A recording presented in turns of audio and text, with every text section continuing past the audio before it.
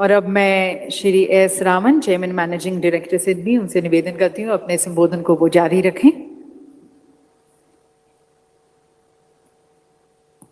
It is my privilege to welcome the Honorable Chief Minister. It is indeed a pleasure to have the Honorable Chief Minister amidst us in this very important session of Invest Rajasthan. So let me now very quickly make a few points before all of you. As I said, the digital journey of a bank vis-a-vis the business customer. So till now, we have all been very used to how as individuals we may get a loan which can be given to us in probably only a few hours or maybe a day. We have to now move towards the banking system giving loans to small businesses in a matter of 48 hours. This is today a reality. With the use of GST data, with the use of bank statements that are pulled directly by banking system from what is known as the account aggregator framework. Added to that is the income tax data which comes from the income tax website. Banks are fully geared towards doing a proper due diligence of its customer, and thereby we are looking at credit being given to customers within a period of 48 hours. I request all of you who are located here in Rajasthan to demand from your respective banks that they should be able to process data and give you a loan within 48 hours. This is a reality. From SIDBI's side, I can only promise that SIDBI will take this step and make sure that we are making much more credit available. We are processing our cases faster. We are providing credit to the MSMEs at a much quicker rate. SIDBI has been working with the government of Rajasthan for many years. I once again mentioned that the startup regime that we have seen, what is today being talked about in India was talked about in Rajasthan at least 5 to 6 years ago. Along with RICO, SIDBI had set up what is known as the Rajasthan Venture Fund, under which even today there is about 100 crores that is invested in various companies, and we have found that the Rajasthan Venture Fund has produced very good returns. My request to the government will be that we should once again put a step forward and take the startup venture initiative to a new level. I can only mention that under the Fund of Funds program of the Government of India, SIDBI has been able to give 7,500 crores to about 70 different funds, which in turn have invested in 800 companies. Today we have seen on the back of 7,500 crores, 48,000 crores being gathered by these funds from various sources, and this money has gone towards the startups. Startups are actually one of the most dynamic and most incisive vehicles for today's growth in the country. And when I say the word startup, I do not restrict it only to technology startups. They are in the area of biotech, in the area of manufacturing. We have seen a variety of startups coming up. And in this context, we are also taking forward investment in incubation centers. This is another great way for all manufacturing and other industries to be getting the benefit of expertise, of mentoring. There are incubation centers which have been set up, starting with the IITs, some of the IIMs, and today we have many private incubation centers. SIDBI on its own is also talking to several of these incubation centers so that we can once again invest in incubation centers, and which will lead to many thousand more entities coming up in the near future. The Cluster Development Fund is something that SIDBI has been working with the state governments. Our request to the Rajasthan government is MSMEs are located across the state. There are large MSMEs under the definition, which are 250 crores of turnover, and there are very small micro entities with turnover of 10 lakhs and 20 lakhs. We have to look after all the MSMEs, and therefore, using the Cluster Development Fund, we will be able to bring in machinery, bring in common facilities in the clusters so that many more MSMEs can get the benefit of the low-cost funds that will be made available by SIDBI. My request also to the government will be that there is a very popular scheme known by the name CGT MSC, or a guarantee scheme that is run by SIDBI along with the Ministry of MSME in the Government of India. This gives a 75% guarantee to the banks for all loans given to the MSMEs up to 2 crores. These limits may be going up with the help of the MSME ministry, but the request to the government of Rajasthan is that in the manner that a few other governments have done, we can work with the Rajasthan government with a very small corpus of funds, make the guarantee go up from 75% all the way up to 90%. This will help the small MSMEs that take loans of maybe up to 1 crore or 2 crore to get a benefit, because banks will find it little less risky to bring credit to the smaller MSMEs. This is another way of making the banking sector come closer to the MSME so that we work in tandem with the MSME sector. There is another very big project that SIDBI is undertaking. As all of you must be aware, it is unsecured lending. That is a huge lacuna. There is a big gap in the country when it comes to providing unsecured lending. Most of our lending today is based on security. We are working with the IBA, with the other banks and the Government of India for creating what is known as the GST Sahay platform, in a way similar to what has already been done under the GEM platform. But GST Sahay is basically for allowing unsecured lending to come on a digital platform for the benefit of the MSMEs. This is something which is, in the next few months, we will be launching this as a platform which will be available for all MSMEs and banks to come into this. The TREDS platform is the other very big digital initiative that has gone forward. The TREDS platform is a platform where the buyer of the smaller MSME brings the invoices and gets it discounted by the banking system. It is a digital platform. I invite all of you as MSMEs to come forward. I also request the state government that this is one of the ways for the state PSUs to make their payments more quickly to the MSMEs. The state government can use the benefit of RXIL, which is one of the TREDS platforms, and direct the state PSUs to use that platform for making early payments to the MSMEs. So, as we have already mentioned, many things have been talked about why the MSMEs are so important, how we are all taking steps towards improving credit access to the MSMEs, and therefore the growth of digital platforms is one of the ways that credit will come more quickly to the MSMEs and it will be at cheaper rates. So I will take this opportunity to once again thank the government of Rajasthan for giving us this opportunity. Sir, SIDBI will always be working closely with the state government and with the MSMEs of the state. And to that extent, whatever SIDBI can do, we are there. Thank you.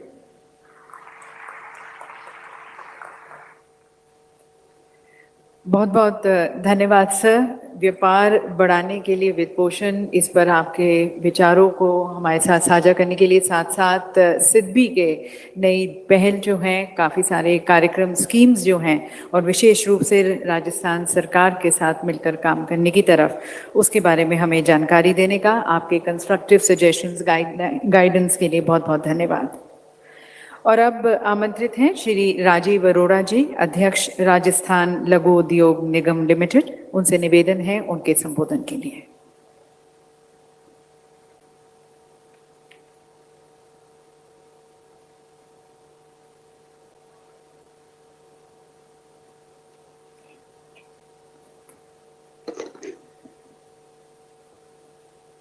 Invest Rajasthan के इस कार्यक्रम जो MSME को समर्पित है, हमारे बीच में उपस्थित हैं आधुनिक राजस्थान के निर्माता, विकास पुरुष और यशस्वी मुख्यमंत्री श्री अशोक गहलोत जी, राजस्थान सरकार की बहुत ही dynamic industries minister Shrimati Shakuntala Rawat ji, chief secretary Shrimati Usha Sharma ji, ACS Shrimati Binu Gupta ji, Shri Kuldeep Raka ji, हमारे बीच में उपस्थित है शर्मन्ना जी, अभी आप उनको सुन रहे थे, सिग्बी से आए हुए हैं श्री पुन्नू स्वामी जी, कुणाल सूद जी, अभिनव बाकिया जी, आदिल जेलू भाई, रोहित साबू जी, यहाँ पर उपस्थित राजस्थान सरकार के सभी मंत्रीगण, बोर्ड निगमों के अध्यक्षगण, सभी उपस्थित एमएलएज, यहाँ पर उपस्थित सभी दूर दूर से आए हुए हमारे अतिथि, आपका राजस्थान की इस धरती पे स्वागत है। पधारो हमारे देश। और जब आप आज ये कार्यक्रम खत्म होगा, उसके बाद मुझे पूरी उम्मीद है कि ये गुलाबी नगर के नाम से जो प्रसिद्ध है जयपुर, उससे बड़ी मधुर स्मृतियाँ लेके आप अपने अपने स्थान वापस जाएंगे और राजस्थान की जो विकास की गाथा है उसके अंदर आपकी भूमिका सुनिश्चित करेंगे। आज का एक बहुत ही महत्वपूर्ण जो टॉपिक था जिस पे अभी पैनल अपना डिस्कशन कर रहा था, thinking big and thinking smart, उसके ऊपर मैं राशि को जो काम कर रही है, राजस्थान एक्सपोर्ट प्रमोशन जो काउंसिल जो काम कर रही है, उस पर तो आपको बताऊंगा ही, लेकिन यहाँ पे सब लोग अपनी स्टोरी शेयर कर रहे हैं कि उन्होंने कैसे काम शुरू करा, कैसे काम आगे बढ़ा। मैं भी, क्योंकि मैं खुद एक उद्यमी हूँ और मुझे मौका मिला है, मुख्यमंत्री जी ने मौका दिया है इंडस्ट्री के विकास के लिए, तो 2 मिनट में मैं मेरी बात भी कहना चाहता हूँ। 1972 में राजनीति में आ गया, पढ़ते हुए यूथ कांग्रेस का अध्यक्ष था, एनएसयूआई में काफ़ी लंबे समय तक गहलोत साहब के साथ काम करा और सोचा कि जयपुर मेरी जन्मभूमि है, उसको अपनी कर्मभूमि बनाना है। तो व्यापार कैसे शुरू करें? I come from a professional background, my father was a lawyer, grandfather doctor थे, तो सोचा कि किसी से सहायता लेंगे नहीं, बैंक फाइनेंस करेगा नहीं क्योंकि उनको कोलेक्ट्रल चाहिए। तो मैं सेविंग करता था, सिंडिकेट बैंक के अंदर मेरे एक अकाउंट था, मेरे पड़ोसी ने अकाउंट खुलवा दिया, 10 रुपये महीना उसमें डिपॉजिट करता था। तो जब मेरी पढ़ाई खत्म हुई तब तक उसमें 360 रुपये जमा हो गए थे। मैं बैंक में गया, उसको रैकरिंग डिपॉजिट था, उसको तुड़वाया, 392 रुपये निकले। उससे व्यापार शुरू करा, वो आम्रपाली करके मेरी जो ज्वेलरी कंपनी है। और इंदिरा जी कहा करती थी कि कड़ी मेहनत, दूरदृष्टि, पक्का इरादा और अनुशासन, उसको आप जीवन में लेके आओ तो आप कहीं भी पहुंच सकते हो। आज हम जो काम कर रहे हैं, 8-9 साल से देश में हाईएस्ट एक्सपोर्ट का अवार्ड मिलता है फैशन कॉस्ट्यूम ज्वेलरी के अंदर, और 2000 लोग काम करते हैं। तो बड़ा संतोष होता है कि महत्वपूर्ण ये नहीं है कि आप कितना रेवेन्यू कमाते हो, ये देश में बेरोजगारी बहुत बड़ी समस्या है और युवाओं को रोजगार मिल सके तो एमएसएमई का क्या रोल हो सकता है, इसीलिए मैंने आपसे बात शुरू करी। क्योंकि देश की जीडीपी में जिसका 31% रोल हो और 48% निर्यात के अंदर जिसका रोल हो, उसका कितना बड़ा महत्व है। जब अभी उषा शर्मा जी आंकड़े बता रही थी कि राजस्थान में भी जो हमारे उद्योग हैं रजिस्टर के, उसमें से 98% एमएसएमई क्षेत्र के अंदर उद्योग हैं। तो 2000 करोड़ के इंडस्ट्री का महत्व है, तो 2 करोड़ की 1000 इंडस्ट्री लगने का बहुत बड़ा महत्व है। उससे कितने लोगों को रोजगार मिलता है, उनको रोटी कपड़ा मकान मिल सकता है। ये सारी बात बताता है कि एमएसएमई का जो आज जो सेशन है उसका कितना बड़ा महत्व है। और आप जो लोग यहाँ पे सब उपस्थित हैं, एमएसएमई से जुड़े हुए लोग, आपकी जो भूमिका है इस देश को विश्व गुरु वापस बनाने की, 21वीं शताब्दी के भारत का जो सपना राजीव गांधी जी ने सोचा था, उसके लिए सबसे महत्वपूर्ण है कि हम उद्यमिता लेके आएँ और वो राजस्थान वासियों के में बसी हुई है, पुरुषार्थ हमारे अंदर बसा हुआ है।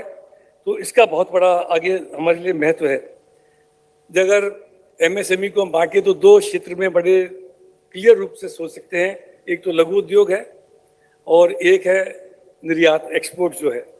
तो राजस्थान के अंदर निर्यात कैसे बढ़ सके।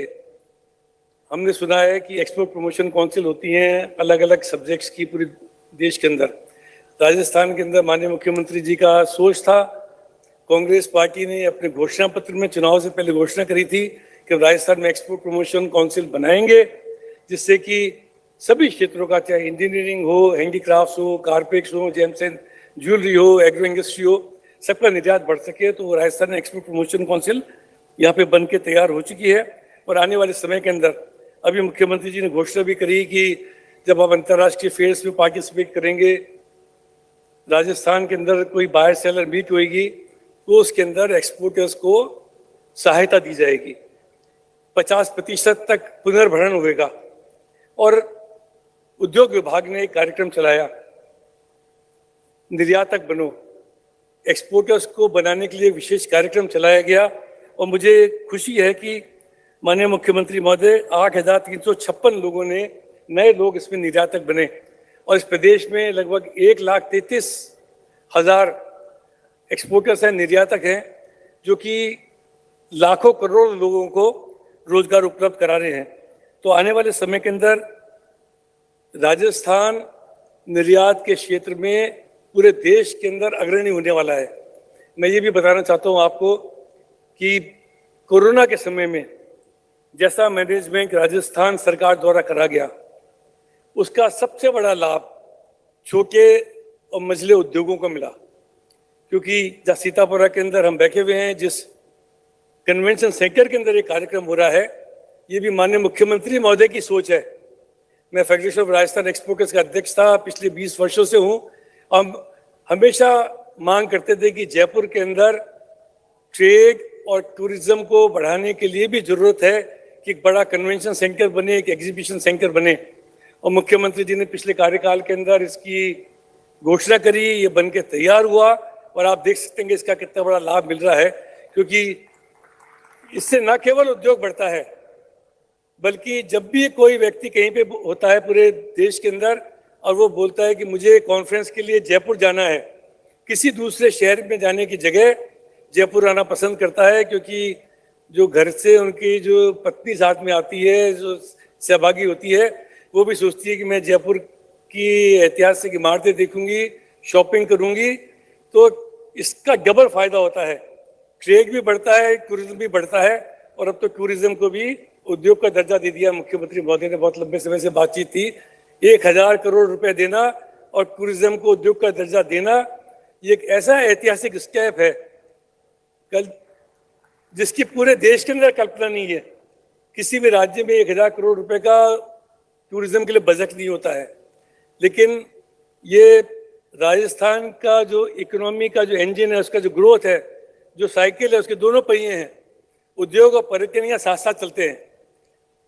जब पर्यटक राजस्थान में आता है तो एमएसएमई में जो प्रोडक्ट बनते हैं उसकी शॉपिंग करता है, यहाँ से एक्सपोर्टर से एक्सपोर्ट का सामान खरीदता है और उसका सारा लाभ राजस्थान की आम जनता को मिलता है। तो निश्चित रूप से आने वाला जो समय है, तो मैं बताना चाहता था कि जब कोरोना का समय आया तब सीतापुर इंडस्ट्रीज एसोसिएशन ने सरकार से मांग करी कि हम कोरोना के प्रोटोकॉल का पालन करेंगे, कृपया हमको मैन्युफैक्चरिंग चालू रखने की सुविधा दी जाए। और इंडस्ट्री एसोसिएशन ने उसका वादा निभाया, सरकार ने सुविधा दी। पिछले वर्ष 49,000 करोड़ का एक्सपोर्ट था मुख्यमंत्री महोदय, वो एक्सपोर्ट बढ़ गया एक साल में 71,000 करोड़, 37% ग्रोथ एक्सपोर्ट्स में। और राजस्थान एक लैंड लॉक्ड स्टेट है, पूरे देश का 10% भूभाग और 5% आबादी राजस्थान में रहती है। तो जो लैंड लॉक्ड स्टेट है, जिसमें कोई बंदरगाह नहीं हो, उसमें देश के अंदर सबसे ज्यादा निर्यात अगर कोई एक प्रदेश करता है तो राजस्थान है। और मैं विश्वास के साथ कह सकता हूं कि अगले 2 वर्षों में मुख्यमंत्री महोदय राजस्थान से 1 लाख करोड़ रुपए का एक्सपोर्ट हम करेंगे, निर्यात को 1 लाख करोड़ रुपए का पहुंचाएंगे आने वाले समय के अंदर। जो राजस्थान स्मॉल इंडस्ट्रीज कॉरपोरेशन है, वो एक तरीके से राजस्थान सरकार का लॉजिस्टिक फेस है। हम लोग इनलैंड कंटेनर डिपो चलाते हैं, एयर कार्गो कॉम्प्लेक्स चलाते हैं और जो प्रोडक्ट यहाँ पे बनते हैं, जब यहाँ पे बंदरगाह नहीं है तो उनको एक्सपोर्ट कैसे सुविधाजनक हो, उसके विषय के अंदर हम लोग काम करते हैं। अभी कुछ दिनों पूर्व ही जोधपुर में सालावास के अंदर माननीय मुख्यमंत्री महोदय के आदेश से एक बड़ी जमीन हमको उपलब्ध हुई है राजसिकों को, और वहाँ पे हम इनलैंड कंटेनर डिपो बना रहे हैं जो रेल लिंक्ड होगा। तो जो वहाँ पे जोधपुर और उसके आसपास पूरे मारवाड़ से जो एक्सपोर्ट होता है वो सामान वहाँ पे आएगा, वहीं से रेल पे चढ़ेगा। मुख्यमंत्री महोदय डबल डेकर ट्रेन चलेगी जिसके अंदर जो कंटेनर जाएंगे वो एक के ऊपर एक चढ़ के जाएंगे, जिससे कि निर्यात को कम पैसा देना पड़े और सीधे गुजरात जाके या बंबई जाके वहाँ से वो एक्सपोर्ट हुआ करेंगे। तो सालावास के अंदर एक नया राष्ट्रीय इंडियन कंटेनर डिपो शुरू कर रहा है। उसी की तरह उदयपुर के अंदर अभी नए एयर कार्गो कॉम्प्लेक्स के लिए हमने जगह ले ली है। तो अब तक राजस्थान में खाली जयपुर से ही अंतर्राष्ट्रीय निर्यात हो सकता है। एयरपोर्ट का एयर कार्गो कॉम्प्लेक्स खाली जयपुर में था, वो फिर नया उदयपुर के अंदर शुरू होगा। ऐसे ही डिमांड आ रही है कि बीकानेर में भी आईसीडी शुरू करी जाए। तो बीकानेर में और जालौर में दोनों जगह इसकी फिजिबिलिटी ढूंढी जा रही है, और भीलवाड़ा के अंदर हमारा कंटेनर डिपो बनके तैयार है। शीघ्र ही जब भी मुख्यमंत्री महोदय का समय होगा उसका हम शुरुआत करेंगे, उसका उद्घाटन करेंगे। और भीलवाड़ा से जो कपड़े का निर्यात होता है, आसपास राजसमंद से स्टोन्स का निर्यात होता है, उसको निर्यात करने के अंदर बहुत बड़ी भूमिका वहाँ पे हो सकेगी। मैं ये भी बताना चाहता हूँ कि राजस्थान जो है वो खास तौर से अपने जेम्स एंड ज्वेलरी हैंडीक्राफ्ट के एक्सपोर्ट के लिए तो प्रसिद्ध है, लेकिन उसके साथ साथ जयपुर से बहुत बड़ी मात्रा के अंदर फल सब्जी का एक्सपोर्ट भी मिडिल ईस्ट को होता है। तो उसके लिए आवश्यकता थी कि एक नया एयर कार्गो कॉम्प्लेक्स यहाँ पे बनाया जाए, जहाँ पे फल सब्जियों को भी असॉर्टमेंट करके उसको डायरेक्ट एक्सपोर्ट करा जाए, दुबई को, ओमान को, कुवैत को। तो उसके लिए मानसरोवर के अंदर एक नया एयर कार्गो कॉम्प्लेक्स बनना शुरू हो गया है। उसके लिए हमने केंद्र सरकार को भी लिख के भेजा था, वहाँ से भी हमको जो सहयोग राशि प्राप्त होनी थी उसकी स्वीकृति आ चुकी है। तो मुझे पूरा विश्वास है कि शीघ्र ही जयपुर से फ्रूट्स और सब्जी का जो एक्सपोर्ट है वो भी जल्दी ही शुरू हो सकेगा इस एयर कार्गो कॉम्प्लेक्स के बनने के बाद के अंदर। अभी आपको बताया गया कुछ समय पहले जब हम एक फिल्म दिखा रहे थे कि राजस्थान की नई एमएसएमई पॉलिसी आ गई है। मुख्यमंत्री जी ने जब भी अकाल पड़ा राजस्थान में घर घर अनाज पहुंचाया है। लोगों ने उस मैनेजमेंट की तारीफ करी है, लेकिन अब नई हैंडीक्राफ्ट पॉलिसी आई है और राजस्थान में कुटीर उद्योग पे आधारित सबसे ज़्यादा उद्योग होते हैं कि क्राफ्ट इंडस्ट्री में जो मल्टी प्रोडक्ट है, चाहे रजाई बनाने वाला हो, जूती बनाने वाला हो, मूर्ति बनाने वाला हो, पत्थर का काम करने वाला हो, पीतल पे काम करने वाला हो, चंदन की लकड़ी पे काम करने वाला हो, इतने सारे उद्योग हैं। और जयपुर शहर में तो एक एक गली का नाम इसके नाम पे पड़ा हुआ है। मूर्ति वालों का मोहल्ला है, यहाँ पे नीलगरों का मोहल्ला है, पन्नी घरानों का मोहल्ला है। तो नई हस्तशिल्प नीति लेके आए हैं। तो मुख्यमंत्री जी ने एक बीड़ा उठाया है कि घर घर काम पहुंचाएंगे, एक एक घर के अंदर काम पहुंचाएंगे। एक एक घर के अंदर जाके जो हैंडीक्राफ्ट की पॉलिसी है, बुनकरों के लिए, हैंडीक्राफ्ट के जो कारीगर हैं उनके लिए जो लोन है वो 3 लाख रुपए तक मुफ्त है। और उसके बाद आपको मालूम है कि हमारे यहाँ जो सिस्टम है 25 लाख रुपए तक, 5 करोड़ रुपए तक, 10 करोड़ रुपए तक जो आदमी को लोन मिलता है उस पर विशेष सुविधा दी जाती है। क्योंकि बहुत सारे अभी हमारे वक्ताओं को बोलना है, हमारी माननीय उद्योग मंत्री जी भी आपके सामने बात करेंगी। मैं खाली आपको बताना चाहता हूँ कि मुख्यमंत्री जी की एक सोच है कि हमारे सपने विशाल होने चाहिए, हमारी महत्वाकांक्षा ऊंची होनी चाहिए, हमारे प्रयत्न बड़े होने चाहिए। राजस्थान के लिए यही सपना उनके दिमाग में है। धन्यवाद। जय हिंद।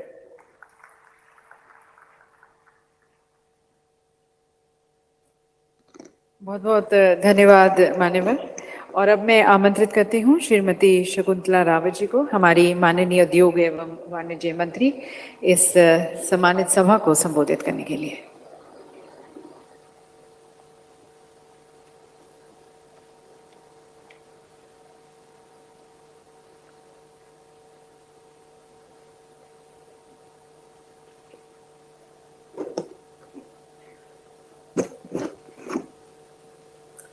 परम सम्माननीय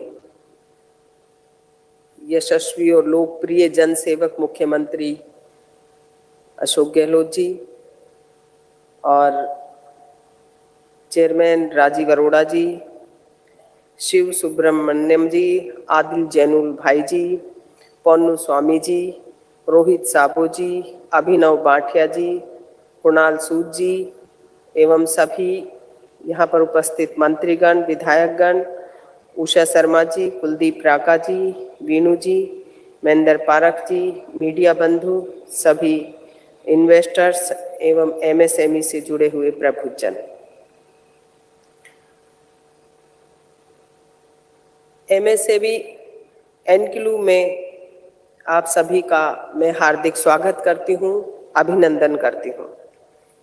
इस एनक्लू में उत्साह और उल्लास से भरे माहौल में एमएसएमई सेक्टर हमारे लिए बहुत ही महत्वपूर्ण और जरूरी एक अभिन्न अंग बन गया है।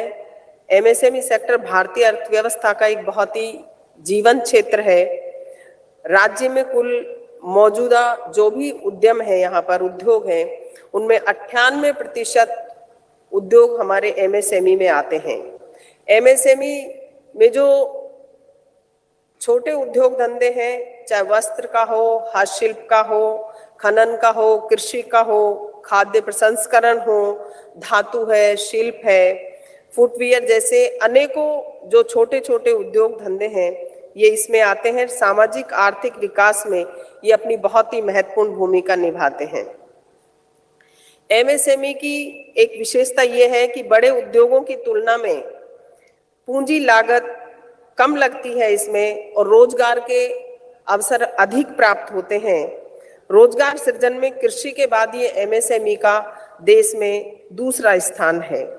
ग्रामीण और पिछड़े क्षेत्रों में औद्योगिकरण को बढ़ावा देने के लिए इसमें मदद मिलती है।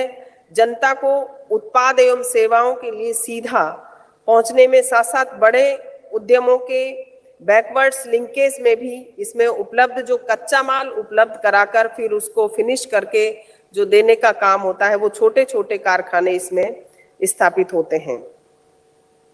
एमएसएमई की अहमियत हम इसी बात से देख सकते हैं कि ये देश में जीडीपी में लगभग 30% विनिर्माण उत्पादन, मैन्युफैक्चरिंग आउटपुट में 33%, कुल निर्यात में 48% इसका योगदान है। इस क्षेत्र को प्राथमिकता देते हुए इसके सर्वांगीण विकास के लिए राज्य सरकार ने नई एमएसएमई की नीति 2022 हाल ही में जारी की है। इस नीति के तहत 10,000 करोड़ रुपए के निवेश और 1 लाख व्यक्तियों के लिए रोजगार सृजन के नए आयाम स्थापित किए हैं। 20,000 नई एमएसएमई इकाइयां स्थापित करने की मंशा रखी गई है।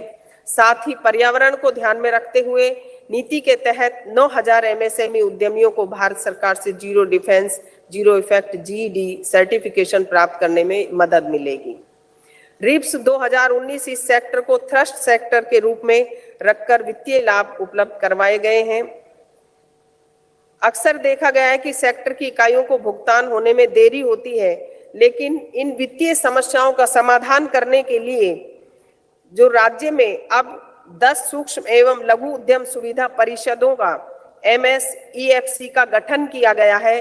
गत 2 वर्षों में कोरोना महामारी के बावजूद भी इन सुविधाओं के परिषदों की जो सुविधा मिली है, 140 से अधिक इसमें बैठकें हुई है और उसमें 1000 से अधिक लोगों का जो भी भुगतान अटका हुआ था उस सभी का निराकरण कर दिया गया है।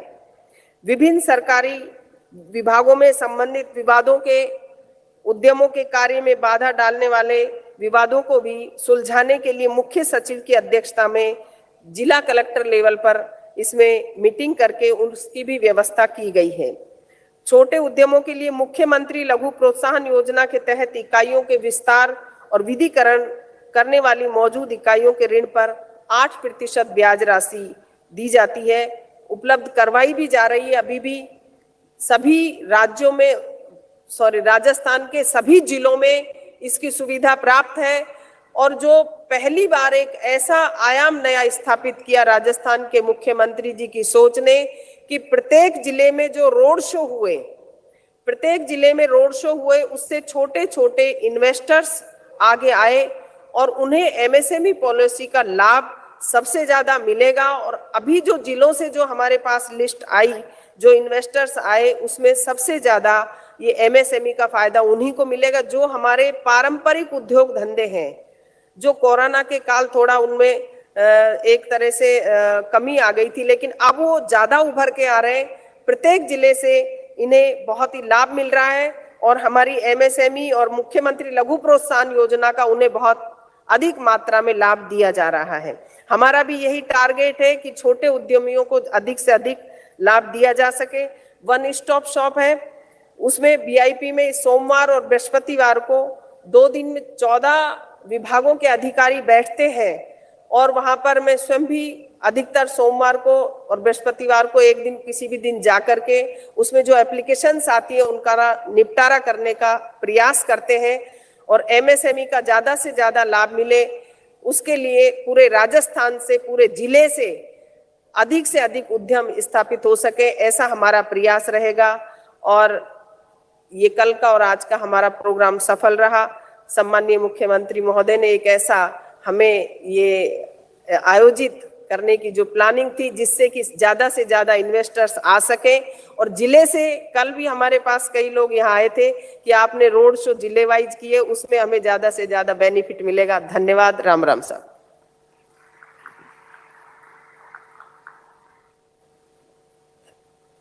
बहुत बहुत धन्यवाद माननीय मंत्री महोदय। और देवी सज्जनों, अब आमंत्रित करते हैं राजस्थान को आधुनिक और विकसित बनाने के दृढ़ संकल्प और निश्चय वाले जन सेवक, हमारे नेता, हमारे मार्गदर्शक, हमारे माननीय मुख्यमंत्री जी श्री अशोक गहलोत जी को उनके संबोधन के लिए।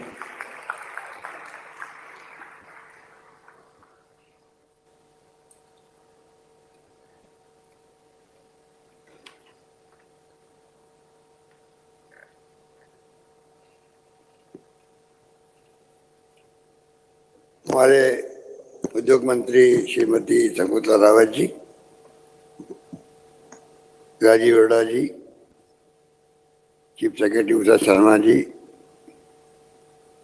एडिशनल चीफ सेक्रेटरी सचिव उद्योग बीनू गुप्ता जी, कुलदीप राका जी, महेंद्र पारिक जी, ये हमारे मंच में बैठे हमारे अतिथि एस रमनन जी, आदिल जैनुअल जी, जैनुल भाई, एम पुनोद स्वामी जी, रोहित साबू जी, अभिनव भाटिया जी, कुणाल सूद जी और तमाम हमारे देश विदेश से पधारे हुए तमाम उद्यमी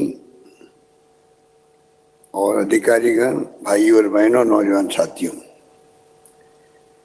मुझे बहुत पसंद है कि इवेंट राजस्थान का दूसरा दिन आ रहे हैं। इतनी बड़ी तादाद में आप लोग बैठे हुए हैं दूसरे दिन भी, ये अपने आप एक संदेश है।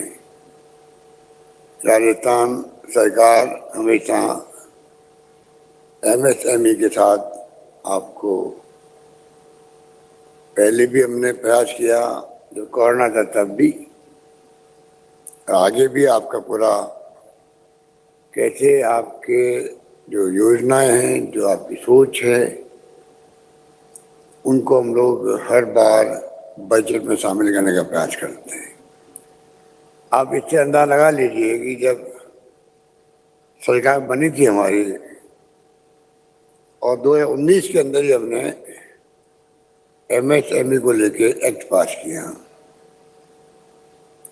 और 3 साल तक कोई परमिशन की जरूरत नहीं होगी सरकार से एमएसएमई इकाइयों को, वो फैसला किया और उसके बाद में 3 साल के बढ़ा के 5 साल कर दिया।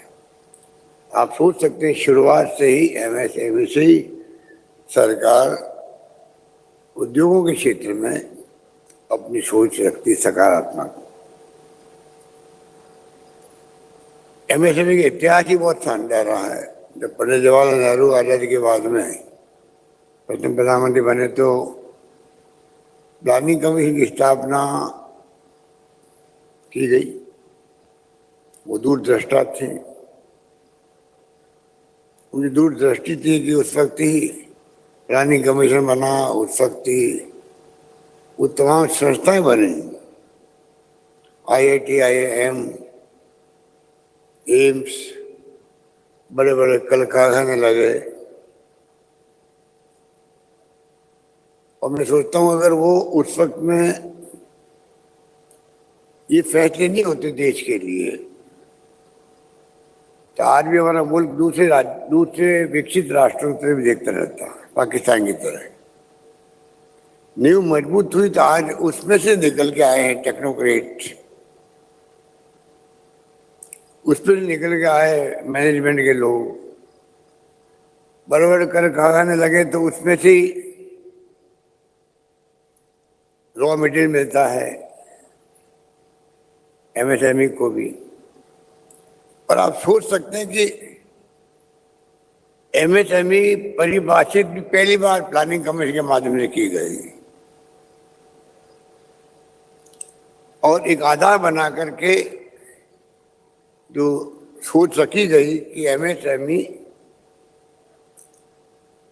छोटे उद्योगों के लिए क्या क्या सुविधाएं मिले, क्या प्रायोरिटी मिले, कैसे उनको लोन मिल सके, ये तमाम जो है यूपीए गवर्नमेंट बनी तो कानून पास कर दिया। अलग विभाग पहली बार बना MSME के लिए, तब और महत्व मिला।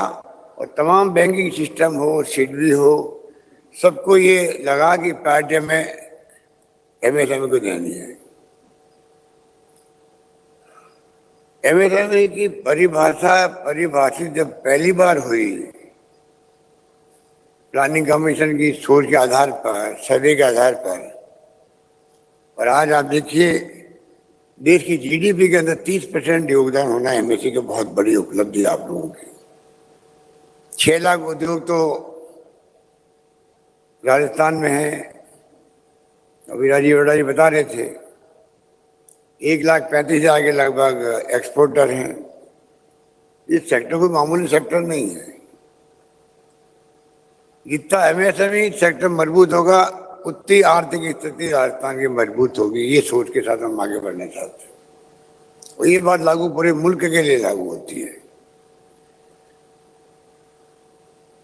रोजगार देते हैं तो MSME दे रही ज्यादा रोजगार देश के अंदर।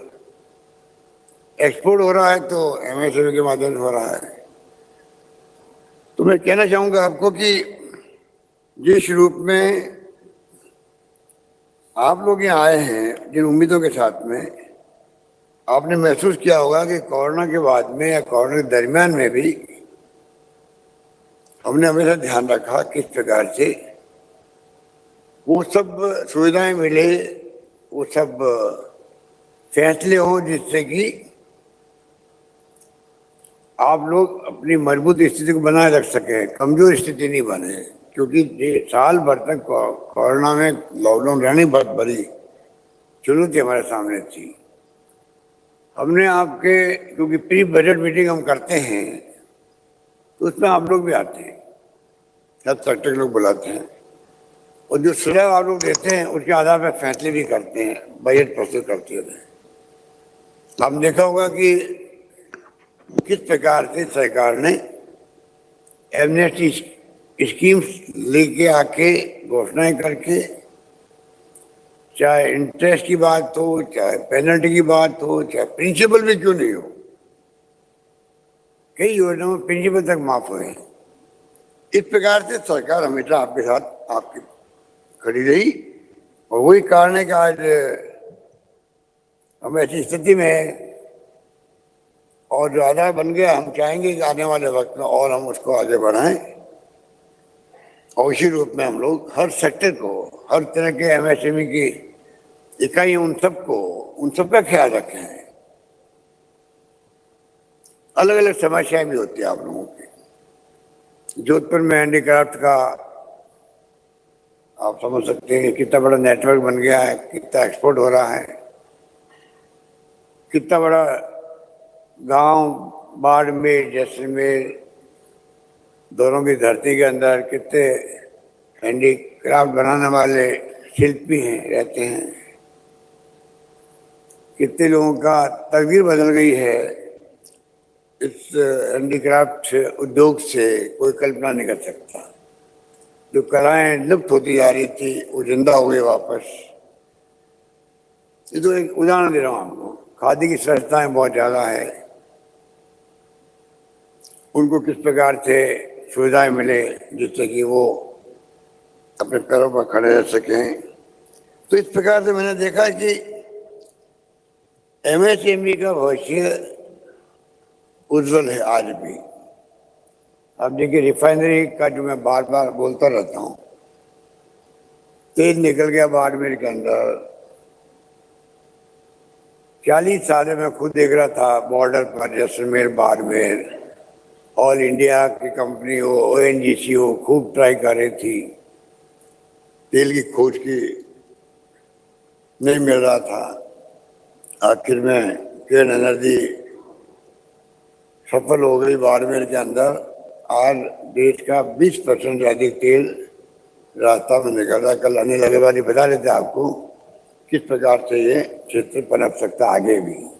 गैस निकलने की संभावना यहाँ पर है।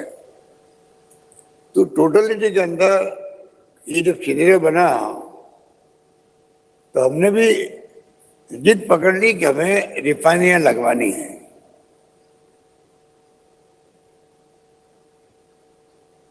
मुरली देवड़ा जी मंत्री थे, कोई मंत्री रहा हो, हमने पीछे छोड़ा ही नहीं। डॉक्टर मनमोहन सिंह जी को, मिसेस सोनिया गांधी को जब मौका लगा रिफाइनरी लगनी चाहिए राजस्थान के अंदर, क्योंकि अकाल सो के पढ़ते पढ़ते सदियों से हम लोग भुगत रहे हैं। पीने का पानी नसीब नहीं होता है। लेकिन इंदिरा गांधी कैनाल आजादी के बाद में गोविंद वल्लभ पंत आए और जवाहरलाल नेहरू जी के वक्त में ये बननी शुरू हो गई। तो आज कई जिलों में पीने का पानी मिल रहा है। ये आरसीपी की योजना हमारी ठप पड़ी हुई है। ठप क्या पड़ी हुई है? स्लो है, अभी राष्ट्रीय परियोजना घोषित नहीं हो रही है। तो इस प्रकार से पूरी सोच के साथ में हमें आगे बढ़ने की आवश्यकता है। और तेल निकल गया रिफाइनरी आखिर में डॉक्टर मनमोहन सिंह जी के वक्त में स्वीकृत हो गई। हमने शिलान्यास कर दिया। मिस्टर वीरप्पा मोइली मंत्री थे केंद्र के वो, और UP chairperson Mrs Sonia Gandhi आ गई। सब कुछ हो गया और सगा बदल गई यहाँ पर। और उसके बाद में 5 साल, लगभग 4.5 साल बंद पड़े रही। दबाव में प्रधानमंत्री मोदी जी आए, उन्हें शुरू हुआ काम। आज मैंने कल कहा था वो 40,000 का करोड़ आज 70,000 करोड़ का बन गया। पर जो मैं कहना चाहता हूँ आपको एमएसएमई के लिए, जो पेट्रोकेमिकल कॉम्प्लेक्स बन रहा है वो फॉर्चुनेटली साइमल्टेनियसली बन रहा है। जनरली जो रिफाइनरी बनती है उसके बाद में पेट्रोकेमिकल कॉम्प्लेक्स बनते हैं। राजस्थान की रिफाइनरी पचपदरा में साथ साथ बन रहा है और 383 इसमें किलोमीटर एरिया के अंदर डेवलप एरिया कर रहे हैं हम लोग। भारत सरकार को एक फॉर्मेलिटी होती है पेट्रोकेमिकल कॉम्प्लेक्स बनाने के लिए, लिखा गया है, नहीं तो हम लोग हमें तो काम चालू करना ही है। वहाँ हजारों इकाई आएगी, 150 के लगभग मेरे ख्याल से 150 प्रकार की पॉलीमर्स और प्लास्टिक आधारित उद्योग उसमें लगेंगे। कितनी छोटी छोटी एमएसएमई की इकाइयाँ आएगी, पूरे प्रदेश के लोग आ सकते हैं उसके अंदर। जो एंटरप्रेन्योर होंगे वो आएगा और पूरी प्लानिंग के साथ में अगर एरिया डेवलप होगा तो मैं समझता हूँ कि इसमें हजारों लाखों लोगों को रोजगार मिलेगा, जिसकी आज सबसे बड़ी आवश्यकता है। एमएसएमई का और रोजगार का बहुत बड़ा संबंध है। बड़े उद्योग लगाए, रोजगार मिलता है एक सीमा तक, पर एमएसएमई की जो हजारों लाखों इकाई बनती है, अब 6 लाख इकाई किसे कहते हैं? तो जितना ज्यादा मजबूत एमएसएमई सेक्टर होगा उतनी मजबूत उस प्रदेश की और देश की अर्थव्यवस्था होगी, इतनी मजबूती से रोजगार उपलब्ध होंगे नौजवानों को, जिसकी आज सबसे बड़ी आवश्यकता है। जैसे मैंने कहा कि आईआईटी बन गई तो आज मैंने कहा मैन पावर मिलने लग गया आपको, टेक्नोक्रेट आ गए, मैनेजमेंट के लोग आ गए, तो तमाम बातें एक दूसरे से जुड़ी हुई है। उद्योगपति वही आता है जहाँ सब सुविधाएं होती है। तो हम राजस्थान में मैं समझता हूँ कि जो प्रयास चल रहे हैं शिक्षा के क्षेत्र में, शिक्षा सुविधाएं हो तभी परिवार आते हैं, चाहे देश के किसी कोने से लोग आते हों, उद्योग लगाने के लिए आते हों या मजदूर आते हों या मैनेजमेंट के लोग आते हों, तो सुविधाएं चाहिए, पीने का पानी हो वहाँ पर ढंग से, बिजली की उपलब्धता हो, शिक्षा की सुविधाएं हो, स्वास्थ्य सुविधाएं हो, अच्छी सड़कें हो, कम्युनिकेशन सिस्टम अच्छे हों। तो राजस्थान आज मैं समझता हूँ कि सभी क्षेत्र में, बल्कि सड़कों के क्षेत्र में भी आज हम काफ़ी आगे बढ़ गए। जब मैं पहली बार मुख्यमंत्री था तो एक कहावत थी, तो गुजरात से जब आते हैं रास्ते में अगर नींद आ जाए तो नींद खुल जाए तो मतलब राजस्थान आ गया है। इतनी सड़कें खराब थी यहाँ पर, राजस्थान आते ही मालूम पड़ जाता राजस्थान आ गया है। अब उल्टा मामला हो गया है। आप पता कीजिए, कल तो गौतम अडानी जी बैठे हुए थे, इसलिए मैंने कहा नहीं जानबूझ करके। मैंने कहा उनको खुश करके भेजो, इन्वेस्टमेंट ज्यादा आएगा।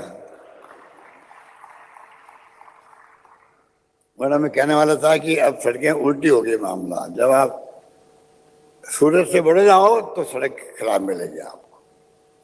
राजस्थान की सड़कें national highway, state highway, mega highway अच्छे बने, बहुत बड़ा फर्क पड़ा है। और हम लोगों ने भी इस गवर्नमेंट ने प्रायोरिटी दे रखी है, किस प्रकार बजट में घोषणा हो रही है रोड्स को लेकर के।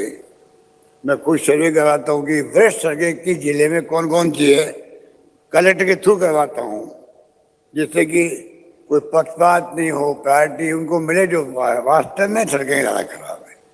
तो हम लोग कोशिश करते हैं कि राजस्थान में तमाम माहौल ऐसा बन जाए,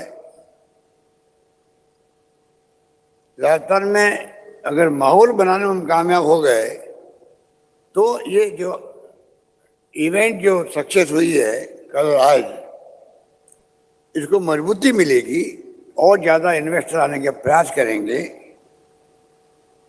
ब्यूरोक्रेसी राजस्थान की है वो हमेशा समर्पित रहती है। कई हमने प्रयास किए हैं कि कैसे इन्वेस्टर को पूरा सम्मान भी मिले, उनको परेशानी नहीं हो, अड़चन नहीं आए, और काफ़ी हद तक हम कामयाब हुए हैं। कुछ कमी होगी उसको दूर हम करेंगे, क्योंकि हम चाहते हैं राजस्थान विकास के मार्ग प्रशस्त हो तेज गति से। आज देखिए आप ये तमाम जो हालात हैं 3 साल के अंदर, हैप्पीनेस इंडेक्स बढ़ा है राजस्थान का, और कैपिटल इनकम बढ़ी है राजस्थान के अंदर। इसके क्या मायने हैं? कुछ तो किया हुआ हम लोगों ने। सोशल सिक्योरिटी स्कीम भी लेके आते हैं तो सेविंग होती कुछ परिवार के अंदर। महंगे के जमाने में वो सेविंग काम आती है। आज अगर मेडिकल साइड में हमने 0 कर दिया, आपका बजट मान लो खर्च हो लगभग 0 होता है, तो कुछ सेविंग हुई है। वरना कितना खर्च होता है मेडिकल के अंदर, दवाइयों का भी, ऑपरेशन का भी। और एक ऐसा कदम उठाया गया है जो शायद देश में तो नहीं है, मेरे ख्याल दुनिया के मुल्कों में शायद ही कहीं होगा। तो किडनी ट्रांसप्लांट फ्री हो रही है, लिवर ट्रांसप्लांट फ्री हो रहा है, बोन मैरो ट्रांसप्लांट फ्री हो रहा है, सब कुछ फ्री है, ऑर्गन ट्रांसप्लांट फ्री है। ये कोई सबके तकलीफ नहीं आती है, पर जिस घर तकलीफ आती है जिस घर में, वो जानता है कि मेरा मकान बिकेगा, गहने बिकेंगे, कहाँ से मैं। अच्छे अच्छे परिवार के लोग भी बोलते नहीं है, पर उनको इलाज करवाना पड़ता है, माँ बापों का ही पता है कि ये बच्चे के नहीं। तब भी हमारे संस्कार संस्कृति ऐसी है, लास्ट मोमेंट तक हम लोग लाख रुपए लग जाए, 2 लाख लग जाए, अपने माँ बाप को जिंदा रखना चाहते हैं। ये संस्कृति राजस्थान की है, हिंदुस्तान की है। इसलिए मैं कहना चाहूंगा कि राजस्थान के अंदर सब कुछ अब संभव है, ऐसी स्थिति बन गई है। कल मैंने कहा आपको 6 यूनिवर्सिटी थी मेरे वक्त में जब मैं पहली बार सीएम बना, आज 89 यूनिवर्सिटी है। कॉलेज मैंने खोला, आपको 210 कॉलेज अभी मैंने खोली 3 साल के अंदर, जबकि 70 साल में 250 कॉलेज खोली थी। इसके अपने मायने हैं। इंजीनियरिंग कॉलेज अलग है, वो इंजीनियरिंग कॉलेज खुल गई, 7, 8, 10 मेडिकल कॉलेज खुल गई। पहले बच्चे जाते थे पूना और कर्नाटक और महाराष्ट्र में, आज सारे बच्चे ही पढ़ते हैं, अधिकांश बच्चे यहाँ पढ़ते हैं। सुविधाएं मिलने लग गई है, प्राइवेट सेक्टर को हमने प्रमोट किया है, उसका अच्छा इम्पैक्ट रहा है। और तमाम तरह की जो एक्टिविटी होती है अब राजस्थान में, तमाम वो प्रीमियर संस्थाएं देश की जो पंडित नेहरू ने उस वक्त बनाई थी और हम तरसते थे उनके लिए। और आईआईटी यहाँ पर, आईआईएम उदयपुर के अंदर, एम्स जोधपुर के अंदर, ट्रिपल आईटी कोटा के अंदर। एल मित्तल साहब आए नहीं, पिछली बार जब आए थे 2000 के अंदर पहली बार, तब मैंने उनसे बनवाई थी ट्रिपल आईटी। आज वो शानदार इंस्टीट्यूट खड़ी हो गई है, डीप यूनिवर्सिटी की तरह हो गई है। लॉ यूनिवर्सिटी, आयुर्वेद यूनिवर्सिटी, कृषि यूनिवर्सिटी के 3, 4, 5 बन गई। कोई कमी नहीं राजस्थान में शिक्षा के क्षेत्र में, काफी आगे बढ़ चुके। सरकार खुद प्रमोट कर रही है। अब यहाँ पर जयपुर में कोचिंग हब बना अलग से, हिंदुस्तान में कहीं नहीं होगा कि कोचिंग जितनी इंस्टीट्यूट है, ट्रैफिक जाम होता है, बच्चों को तकलीफ होती है, उन तमाम कोचिंग संस्थाओं को आप एक जगह हब बना करके बिल्डिंगें खड़ी कर दी आपने। यहाँ पर कोचिंग का जमाना है। कोटा तो आप देख लीजिए, सेंटर बना हुआ पहले से ही है।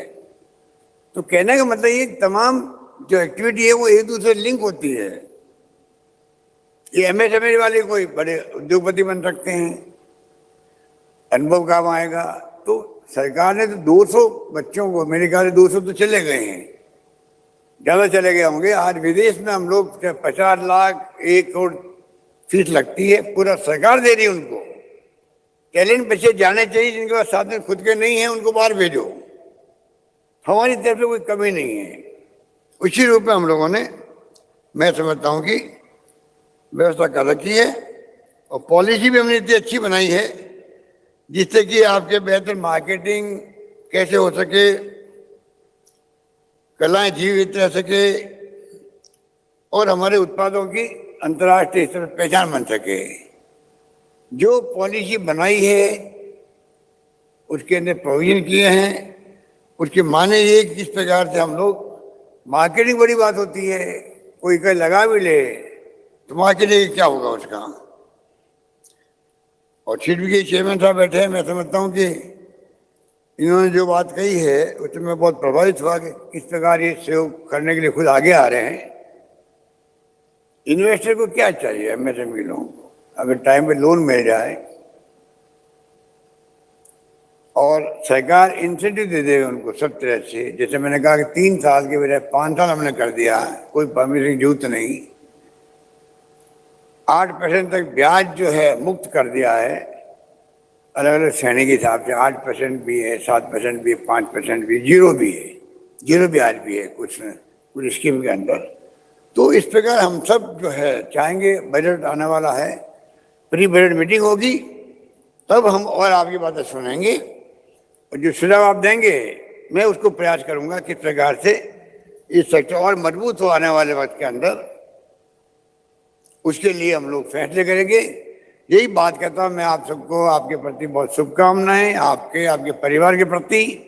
आप लोग पधारे हो, मैं पुनः आपका हार्दिक स्वागत करता हूँ और मेरी शुभकामना रहेगी कि आपका खुद का उद्योग और ये एमएसएमई का जो सेक्टर है और मजबूत हो राजस्थान के अंदर, आप फले फूलें। यही बात करता हूँ, अपनी बात समाप्त करता हूँ। धन्यवाद। जय हिंद। धन्यवाद।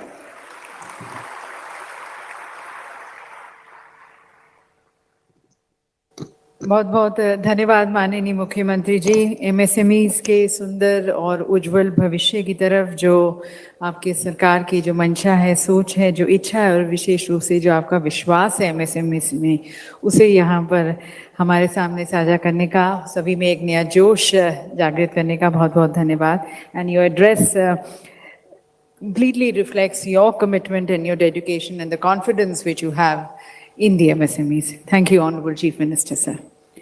And now inviting our additional Chief Secretary, Industries and Commerce, Shrimati Veenu Gupta ji, for summing up the Invest Rajasthan Summit and also to kindly propose a formal vote of thanks. माननीय मुख्यमंत्री जी, माननीय उद्योग मंत्री जी, सम्माननीय राजीव अरोड़ा जी, सम्माननीय chairman SIDBI Shri Raman, chairman QCI Shri Adil Zainul bhai, मुख्य सचिव महोदय, हमारे बहुत esteemed panelist mister Sabu, mister Ponnuswamy, Abhinav, and of course the moderator mister Kunal Sood, मेरे साथी अधिकारीगण, समस्त उद्यमी, मीडिया कर्मी, लेडीज एंड जेंटलमैन, इस कॉन्क्लेव में सक्रिय भागीदारी निभाने और इसको सफल बनाने के लिए मैं आप सभी के सहयोग और के लिए धन्यवाद देती हूँ। मैं माननीय मुख्यमंत्री जी का आभार प्रकट करती हूँ जिन्होंने इस 2 दिवसीय कार्यक्रम में अपना अमूल्य समय देकर इस कार्यक्रम की शोभा बढ़ाई, इस कार्यक्रम को सार्थक बनाया। सर, आपकी दूरदर्शी और विकासशील सोच का परिणाम है कि राजस्थान एक औद्योगिक पावर हाउस के रूप में विकसित हो रहा है। इस समिट के सफल आयोजन के लिए मैं माननीय उद्योग मंत्री श्रीमती शकुंतला रावत जी को भी धन्यवाद देती हूं, उनके मार्गदर्शन के लिए। श्री राजीव अरोड़ा जी निरंतर इस आयोजन में सक्रिय रहे और मार्गदर्शन देते रहे, उनका भी हार्दिक धन्यवाद। मुख्य सचिव महोदया श्रीमती उषा शर्मा जी को हार्दिक धन्यवाद, जिन्होंने कार्यक्रम के आयोजन के लिए समय समय पर बड़े कंस्ट्रक्टिव सुझाव दिए और पूरी टीम का हमेशा हौसला बढ़ाया। एमएसएमई कॉन्क्लेव की अगर बात करूं तो हमारे एस्टीम्ड स्पीकर्स श्री आदिल जैनुल भाई और चेयरमैन सिडबी, आप दोनों के उद्बोधन बहुत ही इंफॉर्मेटिव और इंस्पायरिंग थे। सिडबी के साथ हमारा राजस्थान वेंचर कैपिटल फंड में ऑलरेडी बहुत अच्छी सहभागिता है और वो फंड बहुत अच्छा काम कर रहा है, लेकिन आज जो चेयरमैन सिडबी ने हमें अपने डिफरेंट इनिशिएटिव्स के बारे में बताया, निश्चित रूप से हम आगे आने वाले समय में हम उन इनिशिएटिव्स का लाभ लेंगे। मैं उन सभी निवेशकों का धन्यवाद करना चाहती हूँ जिन्होंने अपने निवेश के लिए राजस्थान को चुना। आपके प्रोजेक्ट्स को धरातल पर लाने के लिए राजस्थान सरकार प्रतिबद्ध है और आप और हम मिलकर इस दिशा में आगे काम करते रहेंगे। अंत में मैं सभी सहयोगी विभागों, विशेषकर tourism, food and civil supplies, home, DOIT, DIPR, agriculture, GAD और राजस्थान फाउंडेशन को उनके सक्रिय सहयोग के लिए धन्यवाद देना चाहती हूँ। समस्त मीडिया कर्मियों को अच्छे कवरेज के लिए धन्यवाद। हमारे मीडिया पार्टनर एड फैक्टर और नॉलेज पार्टनर KPMG और JECC मैनेजमेंट का बहुत बहुत धन्यवाद। सर, इस कार्यक्रम के स्मूथ संचालन के लिए हमारे नेशनल पार्टनर CII की टीम, जिसके लीडर नितिन गुप्ता, उनकी समस्त टीम, और बहुत ही सुंदर क्रिएटिव्स और डिज़ाइंस के लिए मरकरी के नवीन त्रिपाठी और उनकी पूरी टीम को हृदय से आभार। पवेलियंस और इंटीरियर्स जिन्होंने ये पूरा सेटअप किया वेन्यू, उनकी टीम को धन्यवाद। और अंत में मैं BIP, कमिश्नर इंडस्ट्रीज़, RICO और RFC के समस्त अधिकारियों और कर्मचारियों का आभार प्रकट करना चाहती हूँ, जिन्होंने न दिन देखा न रात, पिछले 2 महीने से लगभग हर छुट्टी के दिन आकर काम किया। सर, इनको धन्यवाद नहीं बनता है, लेकिन अभी इस टीम को आगे बहुत काम करना है। इनको MOUs को धरातल पर लाना है। आपने जो MSME पॉलिसी और जो हैंडीक्राफ्ट पॉलिसी अभी लॉन्च की है, उसमें बहुत काम करना है। तो इनकी हौसला अफजाई के लिए एक बार मैं ज़ोरदार तालियों के लिए अनुरोध करती हूँ। धन्यवाद।